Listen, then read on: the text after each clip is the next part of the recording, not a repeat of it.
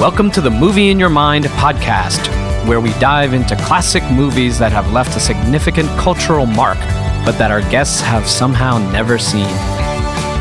Each episode, we explore their expectations and imagined ideas about these iconic films, then contrast them with their immediate reactions after finally viewing them. Today, we are watching Ben-Hur.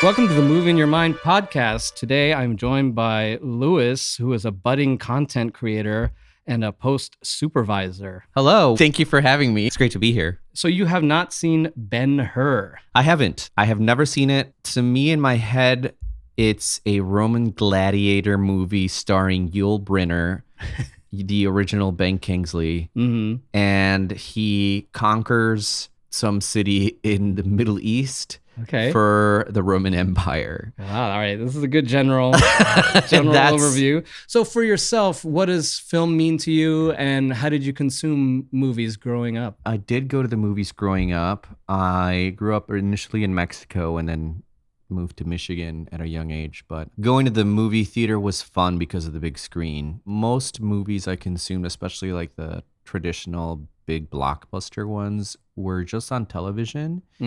Because you know how they would just play those in the 90s over and over again, like Star Wars would play Indiana Jones, they would play Back to the Future. And so the repetition of them airing and also seeing them various times was a cool way to like experience the story. I was really drawn to science fiction because I loved visual effects. I remember being obsessed with the DeLorean flying in Back to the Future 2. Yeah. And how like the wheels would turn and then it would just I was like, wait, how did they do that? I love it. And they would have like how they would make the making ofs and behind the scenes. Making of, yeah, totally. Shows on the Learning Channel or whatever, Discovery. And I was just glued to that. And then when DVDs started coming out, I would watch the featurettes, the making of featurettes, and I would even watch the movies with the commentary just because I wanted to know how they made that. And it was like it was a big deal because it's just kind of like in our culture, it feels like one of the pinnacle ways of storytelling because it's a good mix of, visual and audio and music, and it can take you places visually, it stirs your emotions. Like I'm not like, and I work in television, but I work in, entertainment, and it's definitely lost a little bit of the magic for me. Now I see it as like, I still appreciate it as an art form, but I think I'm a lot pickier, and I'm also older and grumpier. So I'm like, oh my God, that looks like it was a pain in the ass to shoot. Totally. Or like who gave them $20 million to do this movie, or 20 billion, whatever. Yeah. Argyle, not to name names, but what was that? Apple. That's true. Like, do you think it's to movies' detriment that they're so open with how they're made, and everyone's like that, Furiosa was made with too much green screen now, and maybe back in the day we didn't obsess over it too much, like, you and I would, but maybe for the average Joe, do you think they know too much about movies and the magic is gone? Ooh, could be. I don't know. I've just seen it from my perspective as I've moved to LA and seen and been on sets and just be like, oh, this is not the fun, magical thing I thought it was when I watched those behind the scenes featurettes. I'm like, this is stressful, and like people like are trying to just do their job and get it done and not work an 18-hour day so they can go home. Crews have to stay later, and like not only long days, but then it's like human rights abuses, and I'm like, okay, is it really worth it just to have like... Definitely not. It starts to really take away the magic of... I'm like, that's a really cool visual effect, but how much did you actually pay the artist that made that Good really point. Cool effect? On the other hand, I'll watch the crappiest movie and still be like, well, they got a movie made. Yeah. You stay and you watch the credits and you're like, look how many people were employed and got this movie made. And also, how do you not make a good movie when there's so many people working on this thing with one simple job to do? Like, you have no excuses almost when you make like a professional movie, because you want an extra light. The gaffer will go get it, you know? And like, I'm so used to the run and gun, just have a video camera and you're just trying to, make a movie by the seat of your pants, and you're you're just trying to pull something together that works. And then once I was on a professional movie set, I'm like, it looks like there's no excuses now. Yeah. Like, you gotta, you've got it all here. Make a good movie. Come on. I think to answer your question also, I don't think the average Joe knowing more hurts. I think the people who make the movies don't know enough about how it's made or don't care. Right. And it has changed because being around some crew, like production crew who has been doing this for 20 years, they're like, this used to be fun. Right. It's no longer fun. Really? And I start to hear about how in the news they say like, oh, Wall Street took over Hollywood. I'm like, well, that makes sense when you're trying to squeeze and crunch every little thing out of this industry, which really should be fun. We're telling stories. We're not curing cancer. Yeah. Back to watching and consuming movies as a child. How did you feel the difference was between watching a movie in Mexico and then on TV in America? Because I remember when I would go to the Philippines on summer vacation, and they were like, all right, let's go see the new James Bond. And I'm like, all right, what time does it start? They're like, oh, it doesn't matter when it starts. And I'm like, what do you mean? What? And we would just go, and then you would just buy a ticket. You just go into the movie theater, and then it'd be halfway through. And I'm like, but it's halfway through. And they'd be like, oh, don't worry, we'll just stay to the next showing, and we'll stay until the part that we came in at. And I'm like, that's not the way to watch a movie. But it was so casual that way that I was like, oh, this is a different way to consume movies. And I was so anal, and you have to bring a level of respect to the movie and like watch it from the beginning as it was intended to be seen. But I'm just curious if you have any anecdotes about the difference about seeing. I think that's kind of how I experienced movies just on TV, because like you'd be channel surfing, which some younger listeners might not know what that is, but it's literally movies were just everything was linear, and so you would just kind of catch it in the middle, and and then you're like, oh, okay, when it comes on again tomorrow or sometimes right away, then I'll just keep watching, until I get to the point that I started at. Interesting. Now let's get back to Ben-Hur. Why have you not seen this movie? Is that did something turn you off, or is it just such an old classic? It's very long. Like, I actually don't seek out classic movies on my own. I don't know why that is. I feel like it feels like work. It feels like homework to me. Totally. And I'll usually watch them like if I'm at a friend's house and they're like, oh my God, let's watch like The Umbrellas of Cherbourg. And then I'm like, oh my God, I'm obsessed with this director and this movie and the music and this actress. But I love musicals. So that's kind of my sweet spot. So like I've seen Singing in the Rain. I've seen obviously The Sound of Music, which is gospel. And I love that kind of classic movie. But anything like I haven't seen Casablanca. I haven't seen Ben-Hur. Anything kind of that era. I don't know. I just feel like it, not only homework, but I'm like, is it going to be 3 hours long? And if it's in CinemaScope, like, is it just going to be like a tiny little thin stripe across my screen? Sure. Yeah. So, I think that's why. Also, I don't know where to look for it. Mm-hmm. And maybe it's because of my sci-fi bias now that I'm thinking about it. I'm like, well, it doesn't have any flying DeLoreans, so why would I bother? It's very different than Back to the Future 2, I'll tell you that. There's no DeLoreans in Rome, I guess. Yes. Well, we'll see. We'll see. So what is your impression of the film in film history? Do you know that it hasn't won any awards? I feel like it probably has an Oscar or two because it's one of the big ones. Like it's one that I should have seen. But I also don't like the name Ben-Hur. What the fuck is that? Yeah, totally. I don't know what that means. Ben-Hur? It doesn't really like pull me in, Yeah, fair enough. Like the 10 Commandments, right? That's like, oh, have you seen that? Of course. Okay. And I was kind of forced to growing up. It's just it was like religious education, right? And actually, the visual effects on that are so good, and I think a lot of them still hold up. And I'm like, wait, what? That's true. Like on that, or like Wizard of Oz, obviously I've seen, and that's from I think the 30s. Yeah, and that's still. But that does have a sort of magical, fantastic bent to it. So I could see you enjoying that. Yeah, it is closer to sci-fi. Whereas like Ben-Hur, it's more of a sword and sandal. Yeah. Also, like I've never seen Braveheart, and I never really care to because I'm like, oh, they're all dirty warriors. Yeah. Like it's just not my, my scene. Yeah. Fair enough. If this is not your movie, who do you think this movie is for? Like, who are fans of this movie, do you think? I don't know, probably Republicans. Totally. People that like wore boomers, maybe. Yeah, definitely. For sure. Yeah. I don't know. Have you met any violent people? Your uncle or your dad, like a huge fan of Ben-Hur? Be like, I've we gotta watch never Ben-Hur. met someone that was into Ben-Hur. Really? Like I've never. Yeah. I have one or two Facebook friends that will post like a screenshot of Ben-Hur and be like, Ben-Hur, the classic, never forget. And I'm like, okay, what? That's cool, dude. And like, never forget. Right. Like, he doesn't say that, but it's the 9/11 of movies. It's kind of the vibe he's giving off, because like he'll post it out of nowhere and I'll be like, okay, dude, like you want us to remember that Ben-Hur is a great movie. Like, anyway, sorry, Paul Wallace. Do you know any famous lines from the movie? Absolutely not. Absolutely not. You know, this movie came out in 1959. That's like, a long time ago. Okay, so like, so that is an old movie, because that's like around the time where my parents were born. Okay.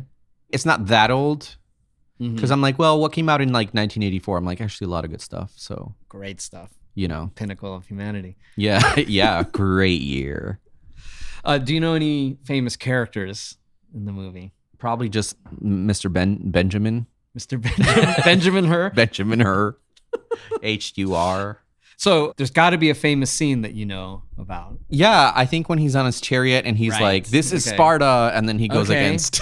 Right. So he's on a chariot and he says, this is Sparta. I mean, something like that. They're all the same to me. I love it. So you know there's going to be a chariot race. Yes.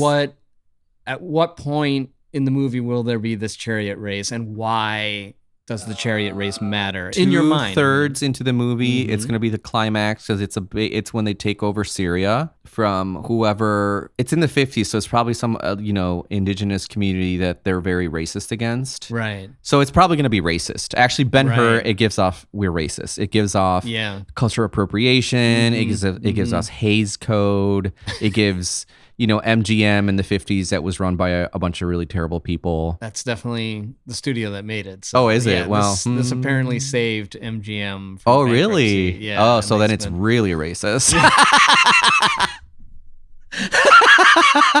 You got to pander to your base. Yeah, exactly. I'm curious how off I am. Yeah. I'm excited to see it. So you know that this is a sort of sword and sandal epic, sword and sandal? Right. Wait, is that really that's hilarious. Gladiator, is that? It's magnificently reductive in like in a derogative way that just really tickled me. I love that. Yeah. So what kind of elements, obviously there's swords and sandals in this. So what else do you expect? What other tropes do you expect? Horses. Yes, horses. Ken would love this movie. There's some mountains in the background that I feel like I remember from that scene. Lots of sun, lots of big panoramic movies, because I think it shot in CinemaScope? Yes. Yeah. It's in color. It's in color. A lot of red, a lot of gold, a lot of tassels. I don't know. Yeah. All right. Maybe some intrigue, maybe some love story, because they all have to have some kind of love story, especially back then. What do you expect a love story to be like? I don't know. Probably some kind of forbidden love, and the warrior tries to get like the princess or the queen. Nefertiti. Quite possible. I'm just telling on myself at this point. And I have to ask the obligatory question: how often do you think of the Roman Empire? I don't. Okay. That's so weird to me. Sometimes I think we are a Roman Empire. Like they're gonna look back at us and kind of laugh at us, and I wonder how soon that's gonna be. Dun dun dun. Right. But no, I don't really think about the Roman Empire. That's interesting. Fair enough. But I know it's a big trend, and people talk about it a lot. Yes. And now you have seen the Ten Commandments. Have you seen Gladiator? Yes. Okay. Do you like Gladiator as far as? Yes, and for me, well, I don't actually remember the movie. I loved the soundtrack so much because Hans Zimmer is an emotional genius musically. Well, a musical genius and emotional manipulator in a good way. But it's such a moving soundtrack. And honestly, it's also very relaxing because I have it downloaded on my phone, and I'll listen to it when I fly a lot because it's one that I have saved, and it just kind of lulls me to sleep, which is kind of impossible for me to do at this point in a plane. But then I wake up like really happy. So the Gladiator soundtrack is like therapy.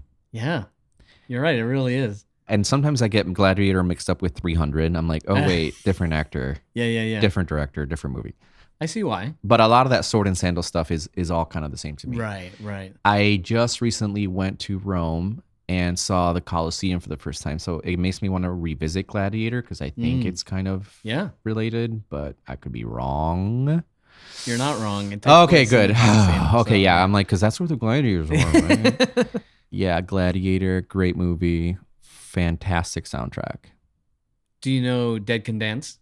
No, I've never heard of that in my life. She's the singer that he hired. She has a band called Dead Can Dance, and it's all sort of Middle Eastern tinged new age music. And so I think you would really appreciate that. Well, that makes me happy because I think that lent a lot of authenticity to that, kind of like how he collaborated with the African singer in The Lion King. Yes. He just gave him a platform and said, do your thing and sing that opening. And yes, and he brought this like spirituality to the Lion King soundtrack that I think it still gives me chills to this day. Like if I listen to the score of the Lion King, it just like wham! It, not only am I back in 1994, but I'm like a kid again. And also it's just like there's something just really soulful and spiritual and like just really moving about that score. And yeah, well, hopefully we'll have some of that in this. Possibly. Yes. So let's just get into the movie, actually. So I know you're probably familiar with, obviously, the 3-act film structure. This movie is 3.5 hours. What do you think happens in Act 1? I think Act 1 is going to be setting it's going to be like Dune. There's going to be a lot of like, oh, look, here's Syria, here's Rome, here's the enemy, here's the soldier. This was a story of this soldier, and he was a prisoner, but he could interpret people's dreams. And so he was promoted to be the head gladiator. Okay. Yeah. And then Act 2 will be what? Well, and then something bad happens, and they have this big enemy. And so he's like, "Ah, tonight we ride." Yeah. And I forgot what's a big line in Braveheart? Freedom? Is that what he says? I also haven't seen that. But Mel Gibson, he's like, yeah. Well, he has a whole bit. Oh man, I've seen Braveheart twice in my life, and I feel like he has like a whole big rousing speech, right, where he's raises his. Right? Wait, Braveheart is about Scotland? Yeah, that makes me want to watch it actually. Yeah, but I mean, it's not exactly accurate history. Oh, but Hollywood's really good at history. I'm surprised. I mean, it's a well-made movie, and it's kind of one of those things like The Matrix where you'll watch Braveheart and you'll be like, oh, this was the first to do all that. Right. You'll be like, oh, yeah, of course. Lord of the Rings. Like none of all the Gladiator, Lord of the Rings, they're all in the wake of Braveheart. Braveheart really was. I think I've been avoiding Braveheart because I remember I was in middle school at the time, and the kids that were quoting that were the worst people ever. Right. And I'm like, fuck these kids. I'm not going to watch their fucking movie. Yeah, that's a problem with a lot of movies and bands, I've found. Like sometimes like the band won't even be that bad, but the fans are so fucking annoying. Yes. Like, well, fuck that band for life. But, but if you can just get over it, you can, all right, I guess this music is okay, but it's always the fans that insist that it's the greatest thing ever. And you're like, that can really turn one off. Yeah, I feel like there's probably a term for this, like word of mouth that works against things. I'm not against watching. I'm not against watching blockbuster movies, but when it's being promoted by the wrong people, I'm like, now I don't want to see it because I don't want to, I don't want to listen to this asshole. If they like it, like then I don't want anything to do with it. Fair enough. But even bad people can like good things. Yes, exactly. It's not the thing's fault inherently. All right, so in Act 2, there's some bad stuff going around. He's got to go to war.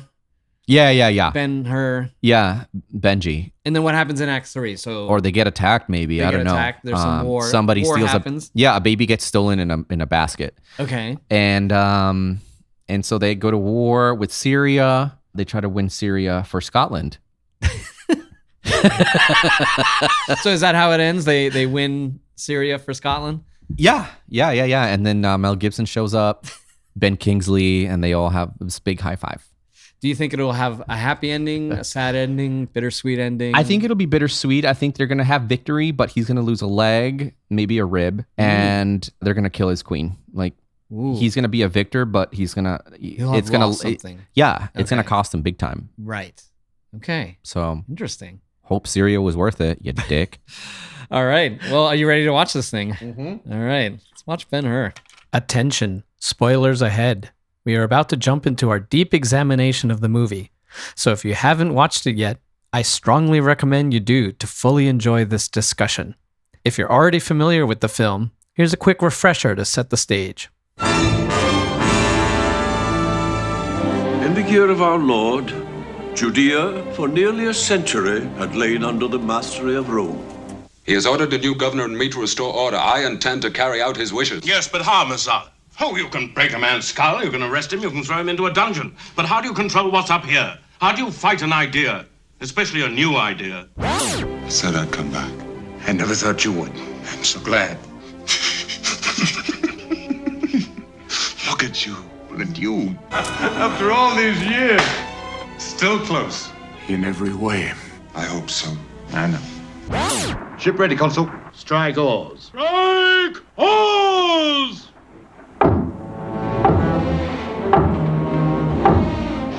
Battle speed, Hortator. Battle speed! Attack speed. Attack speed! Ramming speed. Ramming speed! You could have killed me as I lay there. You're a condemned man, why didn't you? I'm not ready to die. What do you think will save you? The God of my fathers. Your God has forsaken you. I cannot believe that God has let me live these 3 years to die chained to an oar. It's a strange, stubborn faith you keep. To believe that existence has a purpose. A sane man would have learned to lose it long before this. As you have. What drove it out of you? Go back to your oar, 41. I know him as one who stands in the place of the son I lost. I have the love and pride in a son's achievements, which I thought I should never have again. The formalities of adoption have been completed. Triumph complete, Judah. The race won. The enemy destroyed. I see no enemy. What do you think you see? The smashed body of a wretched animal. There's enough of a man still left here for you to hate. You think they're dead? Your mother's sister. Dead. And the race over. It isn't over, Judah. They're not dead. Where are they? Look for them in the valley of the lepers. It goes on. It goes on, Judah. The race. The race is not over.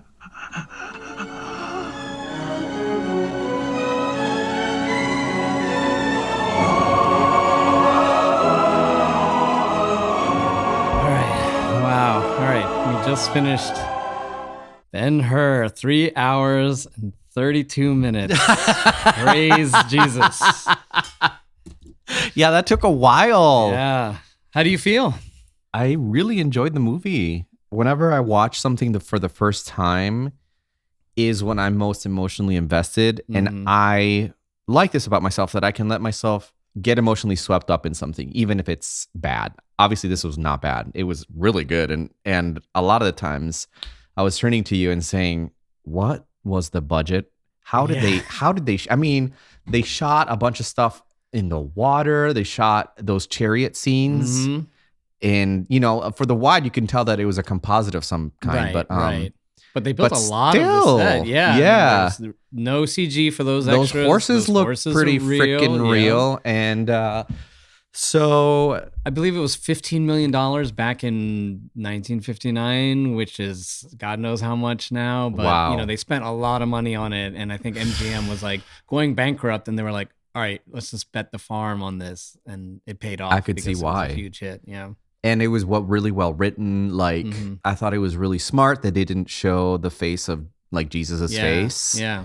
Even at the end, when he sees Jesus again and on the cross and he gives him water, I was like getting choked up. I was like, come on.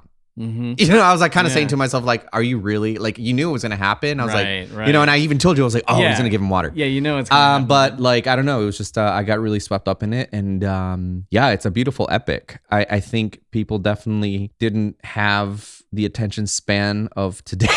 Right.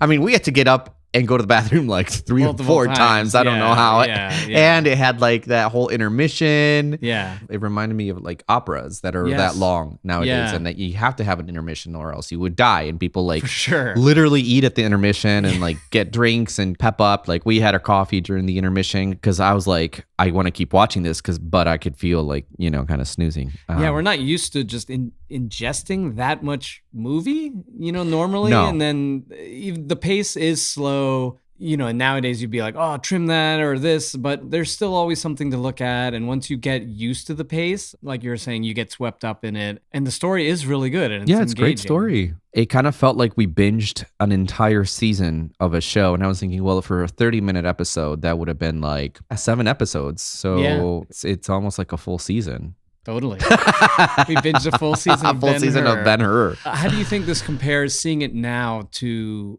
1959 when it came out? I don't know what the cultural temperature was, the cultural barometer. Obviously, it being a big, well, I guess set in biblical times, it probably reached a wide audience, set in an era that a lot of people are familiar with.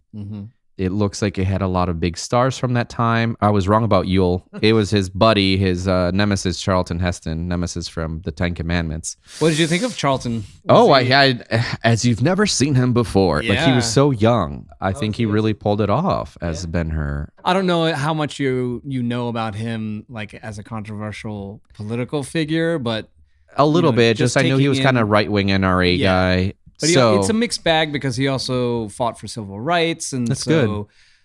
Yeah, he's kind of all over the place. And you know, after this, I think he did Planet of the Apes, the original Planet of the Apes. Oh, that's right. But you can really see how he is a charismatic leading man. Yeah, totally. You know, he's got the height and the stature for it, and there is something engaging about watching him. Well, you turned to me right when him and Messala first. I hate that guy. Got together, but then you were like, "Are they gonna fuck?" Well, when and it totally, I was also struck by that. I'm like, "What's the vibe here? This is not even subtext. Like, what's going on?" And what did you think of that moment, their first meeting, where? I think seeing it with 2024 eyes, and because I was like, maybe we've gotten more toxic masculine wise, right? But you know, I'm thinking, well, maybe in the 50s, and they were trying to, in a really campy way, show like we haven't seen each other since we were boys, so they were like kind of acting like young boys who hadn't seen each other for a while. Right. But it felt very homoerotic. Like, were you guys lovers? Are you? What's gonna happen? Like, and there was a lot of gay subtext, I thought, throughout the movie. Maybe I was reading too much into that, but like Masala's servant Jeremy Allen White lookalike. Yes. I was like, was that his lover? Because he's always with him. And plus the Romans, they have a lot of sus customs anyway. So, and that's not, you know, I'm not saying that derogatorily. It just genuinely gave that off, I thought. To that point, Gore Vidal, who is openly gay, or as openly gay as you could have been in 1959, was an uncredited screenwriter on this. And he apparently said the gay mafia had its fingers in this. Yes, and he totally wrote the backstory that they were lovers as boys, and that the fact that they broke up was part of like why of their angst and their conflict. And apparently he did like a rewrite and he added that in, and then he told the one actor who played Masala, did not tell Charlton Heston, but then told the director, and so they were all on the same page except for Charlton all in Heston, it except for who was like, no, and then I think afterwards when people were like, hey, it sure seemed like they were gay lovers, he was like, no, and he vehemently denied it. Right. But it's obviously there because okay, good. I was like, so you're not. Yeah, okay, I had to look it up. I had to look it up, and that makes sense. And I think a lot of people would be like, no, in the 50s they didn't have gay people. Right, it's like, shut up. Exactly. I just saw something the other day about how in the 30s, before the Hays Code, there were movies about same-sex partners, and a lot of it was very vaudevillian. Right. but it was still like very like it wasn't hidden and it wasn't a secret. Right. So that makes me want to learn a little bit more about history, in the 1900s to the last 100 years. Yeah. How maybe that was suppressed culturally, with a lot of puritanical, especially in Hollywood with the Hays Code and things like that. So maybe it was erased from the cultural record, but it wasn't. Right. Obviously it can't erase it from society. From society. Yeah.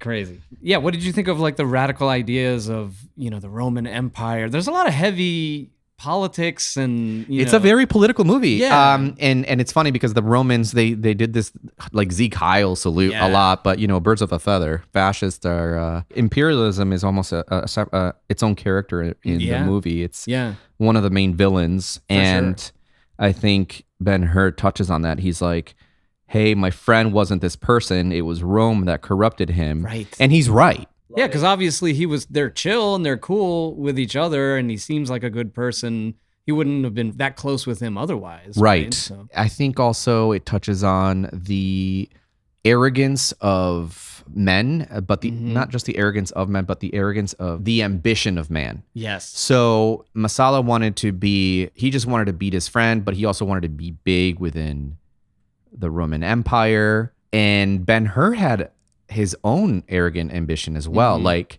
I think when his woman Esther, his wife, I don't know if they never settled on that. Yeah. His lady. Yeah, his lady. When she tells him that he had you've turned into the thing you hate. And that is, wow, that is such a universal timeless message, is revenge is useless. You turn into the thing that you hate. You have to, resentment is like taking poison and expecting the other person to die. Right. Yeah. And even after he got the other guy killed, like he still, didn't have peace in his heart. So, and I thought that was an interesting character arc because it kind of bumped me, but then I realized it was intentional when Ben-Hur said, I don't believe in miracles. I'm like, what? Yeah. I'm like, you've literally survived the entire movie and for years as like this like slave in a boat because of your belief in, your higher power. And all of a sudden now you're like, I don't believe in miracles. I was like, what's wrong with you? So that was kind of weird. But then I saw, oh, okay, yeah, he is getting a little bit more bitter. And also I thought that it probably would be overlooked by a lot of people, but when he was like, forgive me, God, for taking vengeance, but my path is set and this is my destiny. That was total arrogance. And I think that kind of made me think of people who are religious who are like, it's okay. Like God'll forgive me. Right. It's like, I'm going to do some bad, but it's okay because I got a get out of jail free card. But when he first gets back to Jerusalem, all he wants is to get his mother and sister back.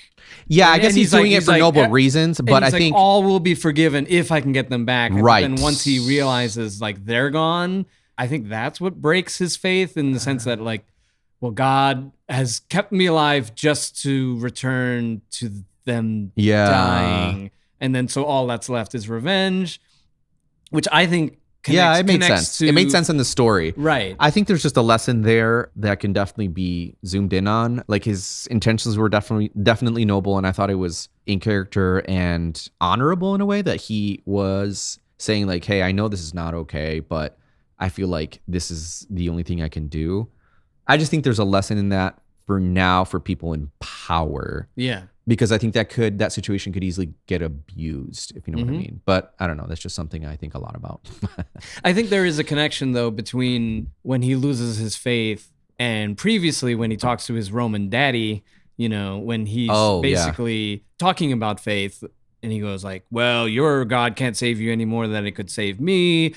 And he goes like, oh, so I see that you were a man of faith. What drove it out of you? And that's kind of when he needles him. And then he starts to almost respect him.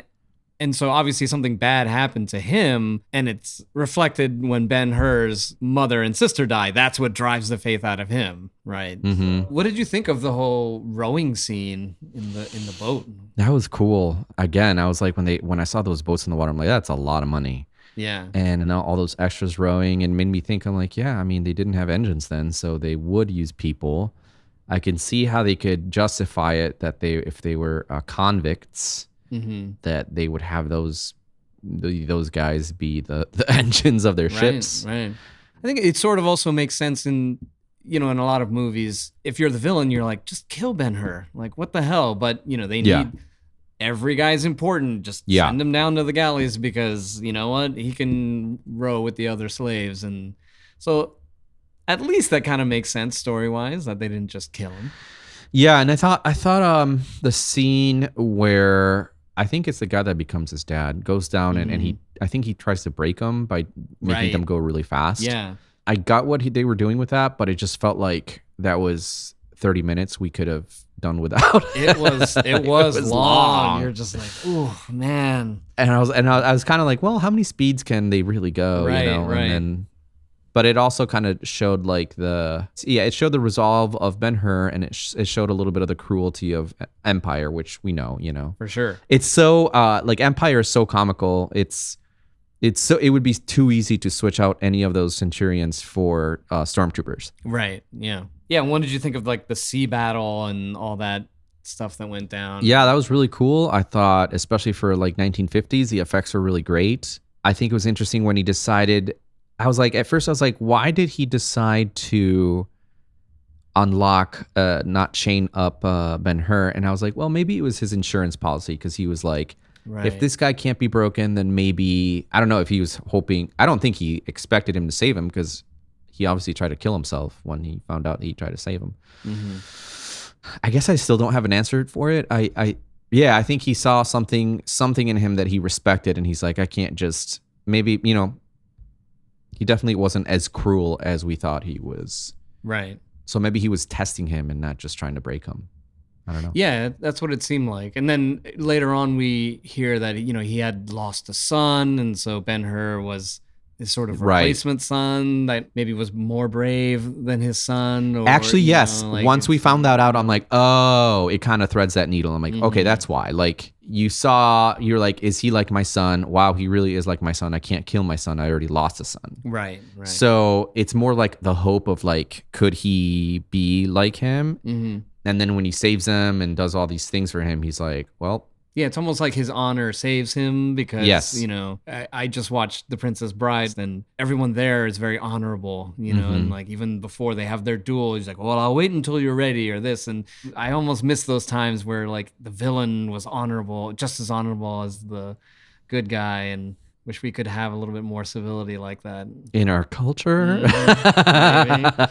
What did you think of the relationships between, obviously, Masala and Ben-Hur, and then his relationship with, his lady Esther? How did they develop for you over the course of the movie? The Masala Ben-Hur relationship reminded me a lot of Moses and Ramses in The Prince of Egypt.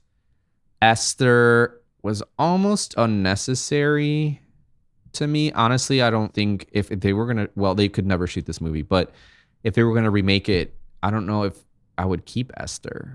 Not really. I mean, you're right. I mean, she doesn't really serve much function in secondary. The story. Yeah. She's just there to connect a few dots. Yeah, exactly. I did appreciate that she was loyal and she respected Miriam's request to not tell Ben-Hur, and that she still went out of her way to take care of them when they were in the leper colony. And then even more that she, brought them over to see Jesus. So I guess she is a little bit necessary. And I guess I was right about the love story. There's a love story. And I guess maybe back then you had to have something. So I could, this movie I could see it also being successful because it had something for everybody. It had this love story. For sure. It had the hero. It had the battle, the adventure, the gay love story. Yeah, literally something for everyone. Yeah. Yeah. To your point about not showing Jesus, I think it tells Jesus' story. I mean, maybe at the end it gets a little bit heavy-handed, but through the course of maybe the first 2/3 of the movie, it's really cool because Jesus' story is just sort of intertwined with what's happening, and it's not just in your face, here's the scripture and blah, blah, blah. It's just all sort of secondhand. And for some reason, it almost feels more pure to tell it that way. I agree. And less, I don't know, didactic, or just you're not just being... Yes. It's an exciting story to begin with, and then you thread Jesus' story through it, and it just somehow goes down easier. Yeah, it goes down. Yeah, true, because I thought it, it doesn't beat you over the head with this is what you should be and this is what you should think. It was just like, this is a probably, realistic account of how people would have experienced, Jesus, as when you look at it from their perspective. And yeah, you have a lot more reverence for it, I think. And as someone who grew up hearing that story a lot, yeah, I appreciated the attention to detail that they put on everything. Even at the end, when that little scroll, the biblical scroll in Hebrew. Yeah. And did you see how that, like, a little bit of that, it was broken, yes, which I think it's because, Christ was the fulfillment of the law. Oh, right. And so, and I think in Christian mythology, I guess, it's the curtain to the temple, to the Holy of Holies, was torn when Jesus died. According to, biblical canon. Right. I love it. So I was like, oh, that's a cool little detail. Yeah. Yeah. And I thought it was really respectful to the audience. I think people who are not Christian would really appreciate that and be like, feel like they weren't proselytized. But I thought it also did a good job of respecting all faiths, except for Arabic people with the brown face. That we have to touch on that. There is an actor who's clearly not an Arab or of Arabic descent, and he's basically just got such a trope pile of brown makeup on his face, and it's really just embarrassing and awful all around. And yeah, I think it's definitely the worst part of the film that does not age well. The rest of it, is not. You'd think in 1959 that there'd be way more stuff that is problematic. That's probably the most glaring one. Yes. Yeah. I mean, I'm not surprised they had like the whitest Jesus with Pantene Pro V, blonde/red hair. I was like, well, that's a new one. I'm like, I don't know if in Judea he really would have survived the sun. But and Charlton Heston as well. Yeah, he's pretty Scandinavian Scottish, looking. English descent, and he's not very Jewish looking. Not at all. That being said, I think a lot of the secondary characters and even the extras were more diverse than I expected them to be for this movie. So, but wow, that's a lot of extras they had, like so hundreds. Many extras.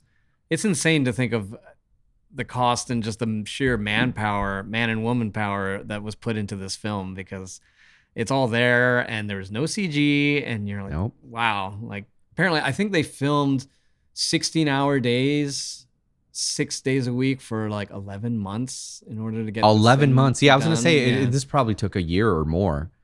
For sure. Yeah. Let's get to the chariot race. What did you think? The chariots? So I think those are the screen grabs or the clips that I've seen the most of Ben-Hur. Right.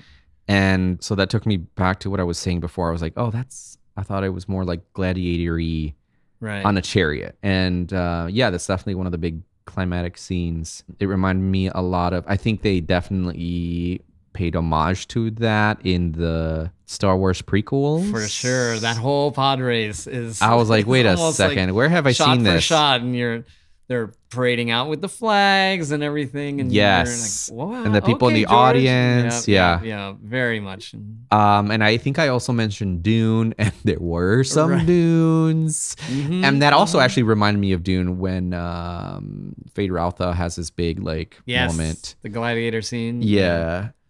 But wow, I'm just like, I was, again, going into my producer brain, like, how did they pull this off? It's a lot of coordination, ridiculous. A lot of things in the foreground and the background having to like happen in sync, including like dozens of horses. And then in the chases, I was like, well, I think the camera's probably on a cart being pulled by a car, but I was looking in the sand too. I was like, where are the tire tracks? Right. I didn't see any. I don't know if maybe digitally they went in and erased them recently. So. Okay, good. Yeah.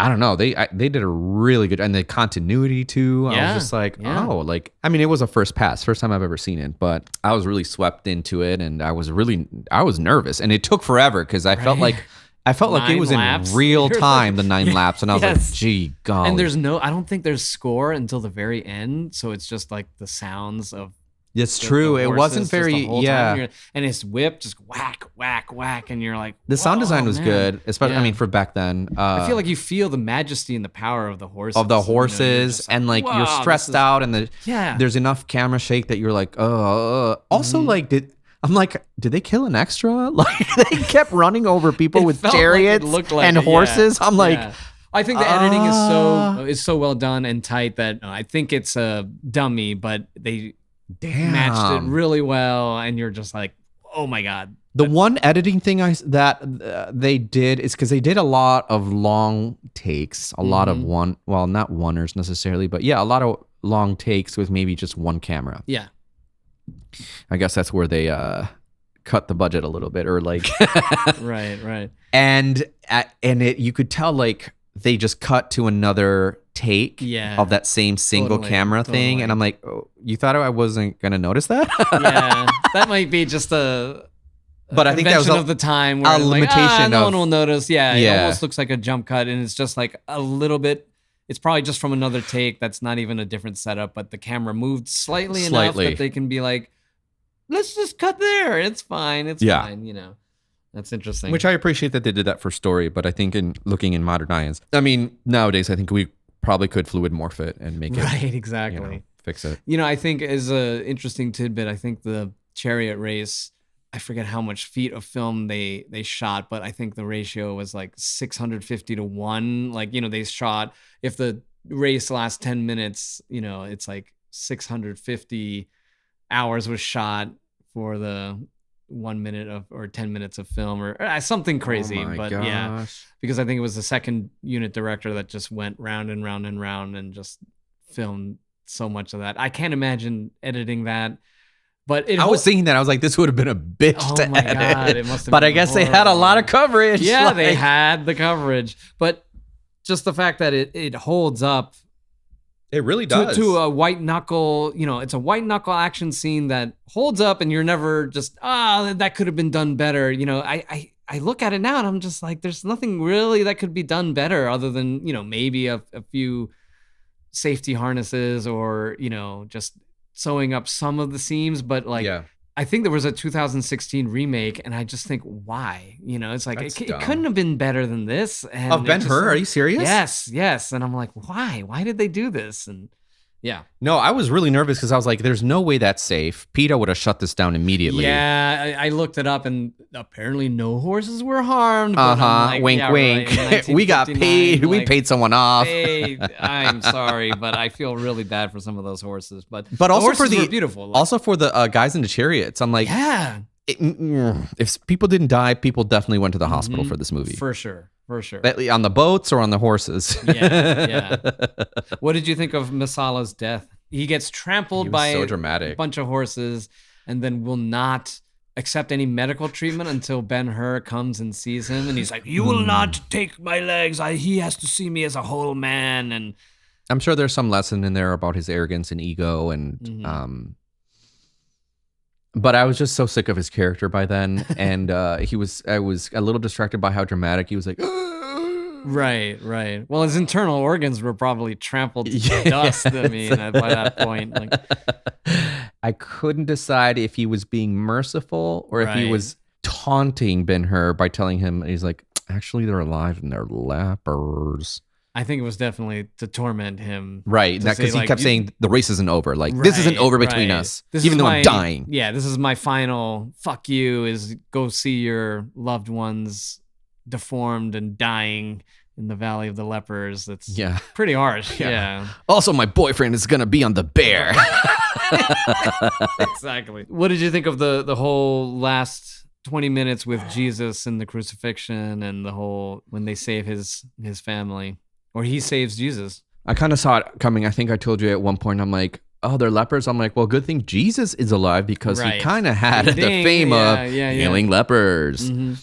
And it was kind of hinted that Esther had heard of Jesus and like what he said. So I'm like, oh, I feel like there's a tie-in here somewhere. I wonder if I was more emotional because I was also a little tired and beat down by like 7 hours of movie. Yeah. But I didn't mind it. I was like, ooh, what's going to happen? And story-wise and emotionally, it made sense because the character was corrupted by Rome. He was corrupted by the thing that hurt him, which is very universal. You can become what you hate when you all you think about is what hurt you, right? Who hurt you? And it's a beautiful message to be like, no, maybe don't. Maybe move on with your life and have forgiveness. Right. Not for them, but for you. So yeah, I mean, I could see how, I think if I watch it again, I'd be like, well, it's a little heavy-handed. Right. Not necessarily the scenery, but I think there were a couple things that they said. But at the same time, maybe not, because Ben-Hur was a little thick. Like, he's you not were getting pretty pissed at him. He's just not the most emotionally intelligent person, but he skipped out on Jesus' sermon on the Mount. You're just like, I was pissed. I was like, it was like being alive in the 70s and be like, hey, we have tickets to an ABBA concert. It's like, no, I'd rather like lick my wounds. I'm like, idiot, just go up the fucking mound and listen to the sermon. Like, it's gonna have serious Jesus FOMO. You could have gotten some free fish out of that. Exactly. So the final question is, do you understand why this is a classic? Oh, yeah. It's really epic. I think it's like the 10 Commandments. It has a lot of those elements of big biblical message that's going to get a lot of people like, whoa, or maybe biblical tie-in. Big period piece, epic period piece, a lot of characters, incredible costumes, good acting, interesting cinematography. The lighting of those times is there's something about the lighting back then. I don't know the types of like lights that they had to use that feels very theatrical and appropriate for those kind of movies. Right. But almost a little goofy now. Totally. It's the like same... you're like, oh, this was a set, Yeah. In some parts. It's the original Star Trek show. Yes. Like opera. Yes. This is fake. We accept it's fake, but we're going to just do it anyway. Wink, wink. Yeah. Suspend your disbelief, please. It's got action. It's got love. It's got a good message, good story. Yeah, I could see how people would be really entertained, and it would be like a big event to have the movie come out and have people talk about it. Yeah. It won 11 Academy Awards, including Best Picture, which is... a record. It won Best Picture. It's on par with like Lord of the Rings and Titanic, and it's even one of those with box office. You mean? Well, I think with box office. And Oscars. But in Oscars for sure. And I think there were less categories. So whereas those other movies, had more technical awards that they could make up. Whereas I think Ben-Hur like took all the acting awards and all the major awards. And plus it was the 50s. Well, late 50s? Yeah, 59. Okay, yeah. So probably perfect for the era, right? Like I feel like in the 60s people would have been like, what is this? Right? Right. Like maybe a little would have been like, they would have been like, we want Easy Rider. And yeah, it really makes sense for the era. And finally, how does this movie compare to the movie that you had in your mind? I was right about chariots. You had a lot about Syria, and you thought it was going to be a lot more about war. So and Syria sent off to war, and they went off into the Middle East. I mean, kind of right. I mean, right? They went into Judea, and they tried to conquer Judea. So that was kind of a side story. Yeah. I was right about the horses. I was right about Romans. Yes, there were Romans. I was right about red and gold for some reason. There was a lot of red and gold. There was in a Rome. lot of red and gold. I was right about a little bit of Dune. And I made some like funny Moses references because I was like, I don't know. That's part of the sandals and swords lore. Right. But there was the similarity to the Prince of Egypt, but also the Moses story. And his mom's name was Miriam. A big savior was part of the plot. So yeah, in a way, the Jewish people being persecuted was a big part of it. Were you surprised about the Jesus element, or? Yeah. Because in the beginning, when they're like, it's "I'm Joseph of Nazareth," right, I was like, okay, that's a giveaway. And also the title says "A Tale of the Christ." Oh yeah, yes, so yes, and I was like, what? Yeah, which I think they initially had, and then they're like, let's take that out and just call it Ben-Hur. It was like initially, I think, Ben-Hur : A Tale of the Christ, but that's kind of a dead giveaway from the beginning. But so would you say this was better, or expanded on the movie you had in your mind? Oh, way better than I thought. In my mind, I was just like trying to come up with things because again, I was like, I don't know if I want to watch this. It looks long and boring. Right. And I think that's another reason I don't want to watch classic film is just because like, it's a time commitment. Yeah. But yeah, this was a great I think I had a great afternoon watching it, and it was a very entertaining movie. Although they definitely weren't doing steroids back then, because I was like, all these Romans are really thin. Like, none of these guys would qualify as muscular now. I don't know if that was muscular then. Right. But it's like totally true though. Yeah, you watch, there's that scene of all the guys rowing, and there's a few abs here and there, but that's it. Yeah, you're kind of like, you've been rowing all day. Shouldn't you be fucking cut? And yeah, especially when they were in the bathhouse with all the guys. Yeah. Do you think that's just 1959 male standards, and that we've really just gotten into? Probably. Because I look at pictures of Roger Moore as James Bond, and you're like, his body sucks. It's worse than Dad Bod, and he's supposed to be the hottest guy on the planet playing James Bond. And, yeah. And you're like, did the ladies just didn't care, or nobody cared? Well, like, they probably weren't taking creatine supplements and right. protein. Have we gone too far? I think we have. Yeah, I mean, I think we have put on a pedestal this mega inflated, like, Chad standard that is really unrealistic. Like, yeah, they look really cool in 300, but that can't be healthy for you. That can't be natural. Like, well, it's sort of like welcome to what women have been dealing with exactly for, since the beginning of time. Totally. And so I think for you to be the ultimate man, you have to be doing a lot of unhealthy things. And it's coming out now that, it's actually really freaking unhealthy. Like, Zac Efron, almost had a breakdown after Baywatch because he was literally starving. Yeah. I mean, you have to.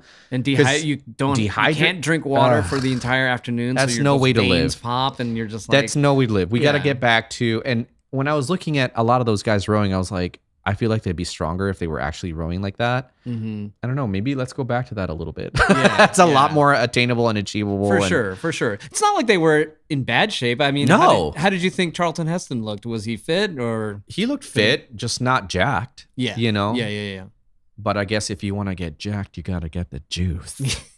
Or have the personal trainer there, and it takes a lot of upkeep. Like when I remember when I started going to the gym and people are like, what's your pre-workout? What's your whoa, what? Are you taking pre-workout? Like, what are you taking for your post-workout? And like, it's become this like whole subculture that, I mean, I get it, but I don't think it's necessarily healthy.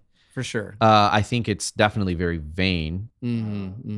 Not that it's bad to be fit, but like people that I know that are like nutritionists and they like work out and they take care of their bodies, they're not necessarily thinking about that. I think they're thinking, how do I eat healthy?